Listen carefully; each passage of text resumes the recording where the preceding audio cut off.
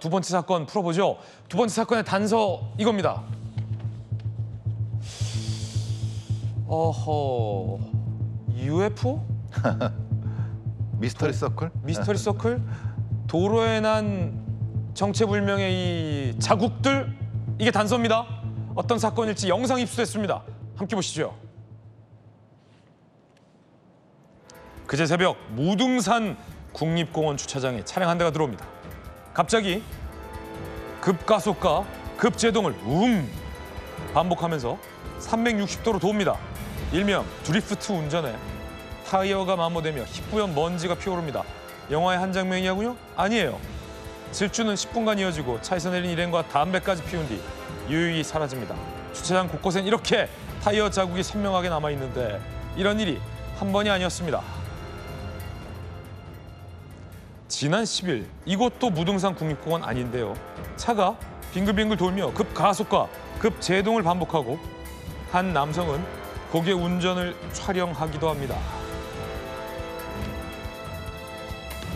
이분들 여기서 왜 이러는 걸까요? 반장님, 이 사람들의 정체가 뭡니까?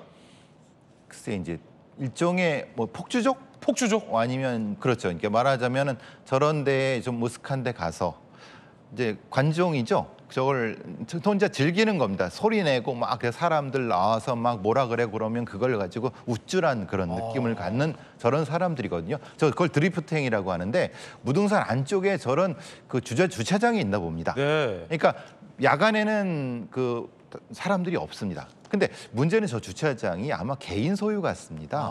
개인 소유의 주차장에 가서 저 짓을 하면서 주변에 많은 소음과 불편을 야기하는 것 같습니다. 네. 그러니까 고소장도 접수됐죠. 왜냐하면 사유지고 그냥 경범죄 처벌법일 수도 있고 자전거관리법 위반일 수도 있고 도로교통법상 위험운전일 수도 있는 여러 가지 상황이 되거든요. 저 보시면 아시겠지만 주차장의 효용을 망가뜨리지 않습니까? 네. 그러니까 저것도 역시 재물손괴도 충분히 가능할 것 같습니다. 한밤 국립공원 주차장에서 드리프트. 논란은 주차장에 남은 흔적들입니다. 그렇죠. 정상으로 올라가는 길목 급커브 구간이 다수다. 폭주족들이 이거를 레이싱장처럼 사용하다. 위험하죠. 그렇죠. 그리고 주차장에 저 스키드 마크라고 하잖아요. 검은 바퀴 자국과 피해, 소음 피해, 민원이 속출했고 경찰 단속을 강화할 예정인데 이렇게 말이죠. 스키드 마크 흔적까지 남게 됐습니다. 피해 주차장 주인 그리고 인근 주민 인터뷰돼 있습니다. 들어보시죠. 주차장 바닥은 이렇게 검정색 자국으로 싹 지금 남아 있었고 드리프트를 했는데 너무 기분이 안 좋았죠. 아마 자기 땅이었으면 그렇게까지 안 했을 건데 이렇게 와가지고 하는 것이 참 문제가 있는 것 같아요. 수국이나 밤 늦게잖아요. 얼마나 부끄러워가지고 여기서 틀어놓고 가서 나 어쩔 때는 나이는 여기요. 시간제 당연히 숨기나죠. 이게 말이죠. 저 스키드 마크를 지우는데도 굉장히 좀 공력이 들지 않습니까? 돈 들죠. 돈 들어요. 고무가 거기 해면 그거 다 긁어내야 되거든요. 긁어내기도 쉽지 않습니다. 그러니까 다시 지워야 되는데 지울 수도 없죠, 저거는. 그러니까 저 주차장 주인께서는 흔히 말하는 상당한 경제적인 피해를 입으시는 거죠. 이건 재산상 피해를 분명히 줬네요. 당연히. 그러니까 저거는 분명히 어떤 그 손해배상도 해야 되고 형사적 책임도 져야 되는데 사실은 저렇게 그 일종의 심리적으로 위험한 사람들입니다.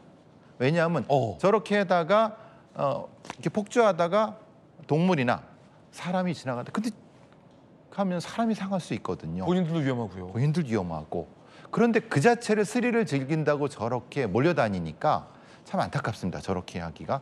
근데 저거를 우리가 보통 생각하면 압수하면 되는 것이 아니냐라고 하는데 네. 법상 사실은 좀 묘한 부분이 있습니다. 그러니까 사실은 저건 엄격하게 타인의 재산이기 때문에 쉽지가 않은데 경찰에서는 좀 엄격히 좀 봐야 될 것 같습니다. 두 번째 사건 풀어봤습니다.